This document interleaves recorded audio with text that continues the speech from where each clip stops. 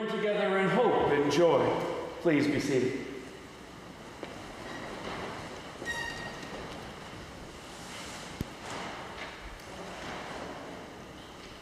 I'm going to go out on a limb here and say that while there are some of you in this congregation who enjoy odd things, like rejecting the indoors and roughing it, I'm going to guess that nobody in our midst today, if given the choice, when they wake up in the morning, would love to spend the rest of the day in the emergency room. Anybody? Any? There's a reason they're up there, friends. That's odd. Ask me later. I will. Not way I put it, but we'll get to it. Nobody wants to go to the nobody but one wants to go to the emergency room, right? No, that's not what you think of as a day. And I should pause right now and make this caveat. I'm going to complain about the American healthcare system today, and that has absolutely nothing to do with the people of the healthcare system. The physicians, the nurses, the technicians, the aides, the chaplains.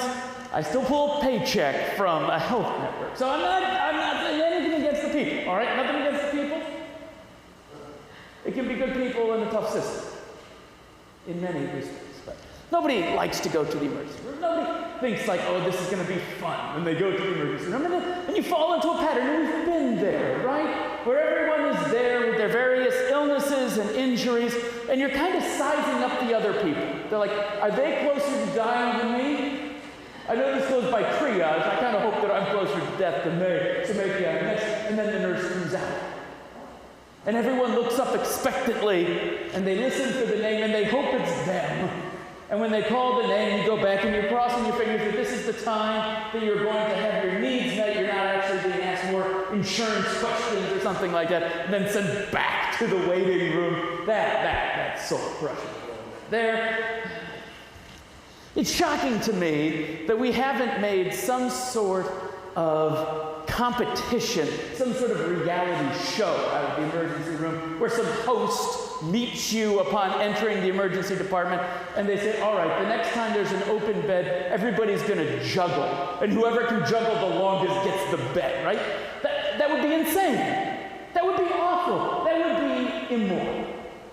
And yet, what we find in our gospel reading is something perhaps even more immoral than that.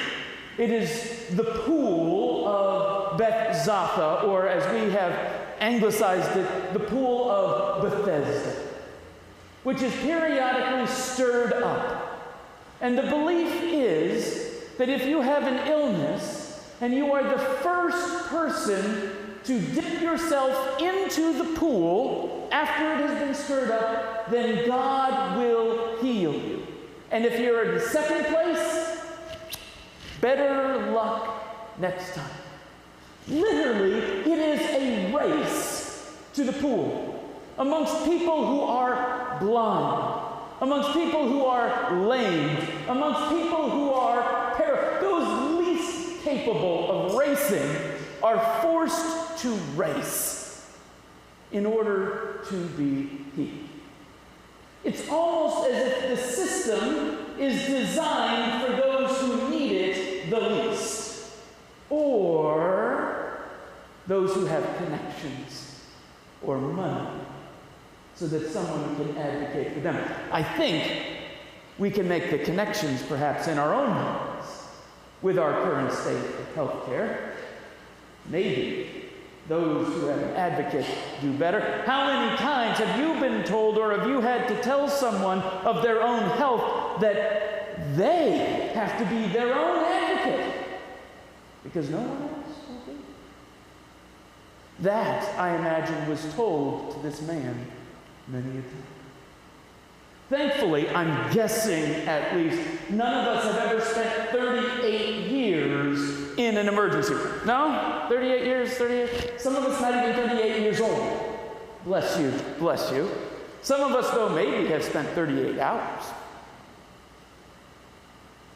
And what I find, in the midst of this rather twisted scenario, to be the saddest words on the subject are the words that this man says to Jesus when Jesus asks him a question. He says, "Sir, I have no one." Friends, how many people in our community, we don't have to go far, would say, "I have no one"?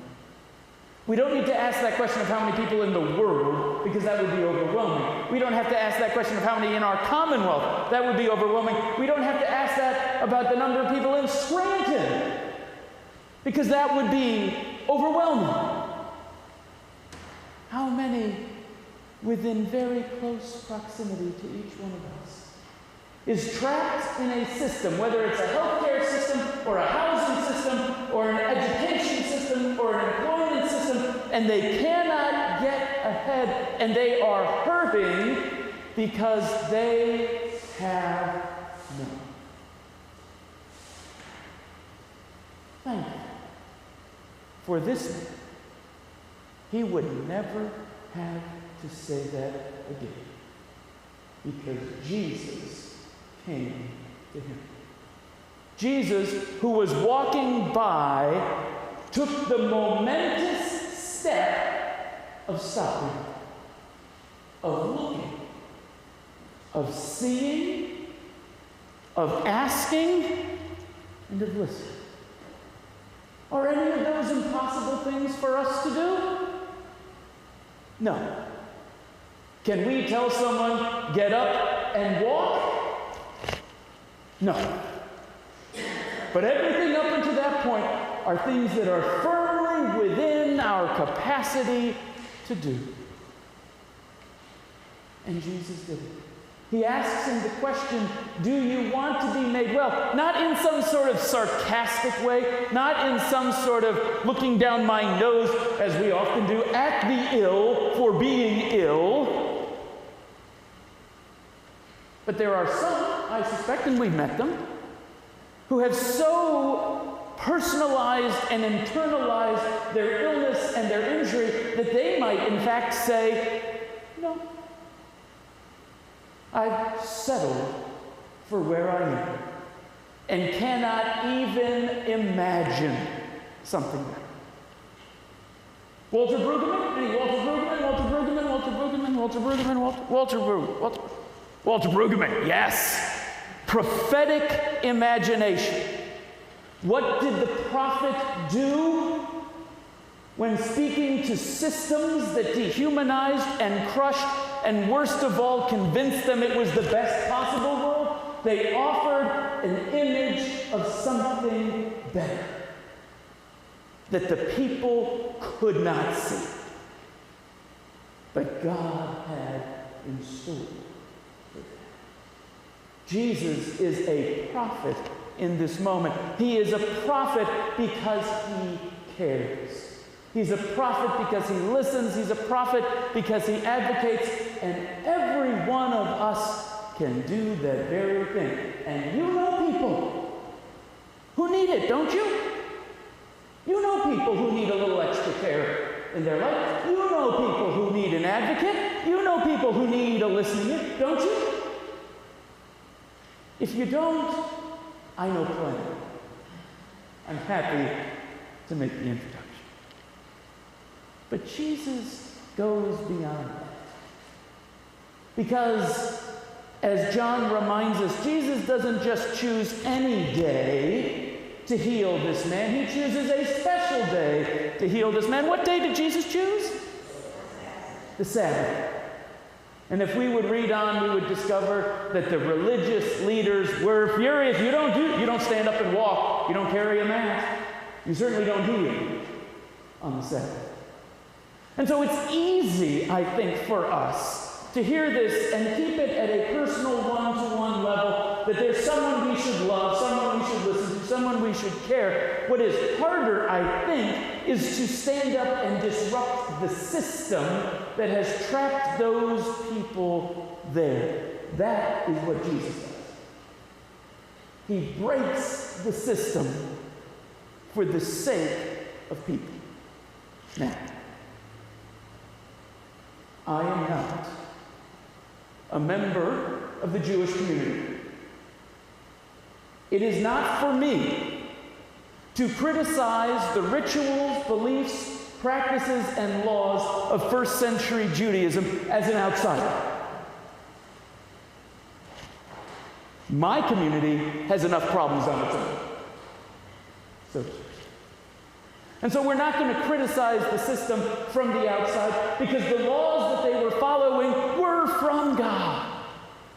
But what happens in that system and in our system and in so many other systems is that they are designed with the well-being of people in mind, but over time they are changed, they are twisted, and suddenly those people who were supposed to be the beneficiaries of the system are now trapped beneath it.